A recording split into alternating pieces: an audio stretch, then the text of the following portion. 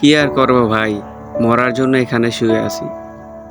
কেন রে, তোর আবার কি হইল? এই পৃথিবী থেকে এত তাড়াতাড়ি চলে যেতে চাচ্ছিস? ভাই আপনি কোথায় যাচ্ছিলেন? আমি অফিস শেষ করে রুমে যাচ্ছিলাম, তোকে দেখে এখানে আসলাম।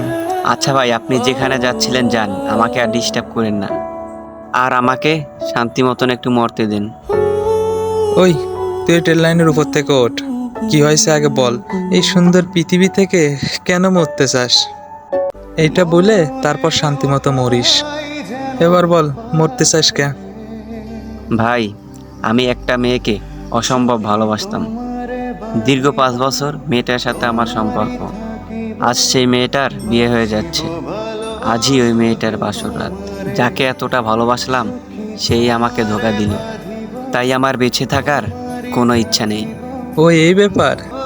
শোন ফিরোজ, পৃথিবীতে প্রতি 1 সেকেন্ডে 2 জন মানুষের মৃত্যু হয়, আর 1 ঘন্টায় প্রায় 6,500, এবং কি একদিনে প্রায় 1.5 লক্ষ মানুষও মারা যায়। আর এই হাজারো মানুষের মাঝে আল্লাহ আমাদেরকে বাঁচিয়ে রাখছেন। আর তুই কি না একটা মেয়ের কারণে মরে যেতে চাচ্ছিস? তুই একবারও ভাবলি না তুই মারা গেলে তোর ফ্যামিলির কি অবস্থা হবে? একবারও তুই ভাবলি না তোর যে মা, তোর ওই মায়ের কি অবস্থা হবে? আর তুই ওই মেয়ের কারণে মরে যেতে চাচ্ছিস।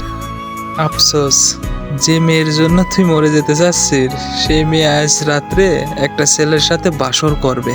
ভাই, এমন কিছু কর যাতে পরবর্তীতে ওই মেয়ে তোকে পর জন্য আফসোস করে। মরবি ঠিক আছে, তবে আমার কথাগুলো একটু ভেবে দেখিস। তুই মরলে তোর ফ্যামিলির কি অবস্থা হবে? যাই হোক ভাই, আমি বিষয়টা বুঝতে পারছি। আমাকে আর লজ্জা দিয়েন না। বুঝতে পারলে ভালো। তাহলে এবার তুমি মরো, আমি রুমে যাই। আমাকে নিয়ে যান ভাই, আমি আর মরতে চাই না। যখন সুসাইড করতে আসছিলে তখন মনে ছিল না? আর আপনাদেরকে বলতেছি শোনেন, এরকম হাজারো ভাই এবং ফ্রেন্ড প্রেমে ব্যর্থ হয়ে সুসাইডের পথ বেছে নেয়, নয়তো নেশার জগতে চলে যায়। এই নেশার জগৎ থেকে ফিরায় আনতে হলে এদেরকে সঠিকভাবে বুঝাইতে হবে। এই দায়িত্বটা আপনার এবং আমাদেরকে। ভালো থাকবেন সবাই।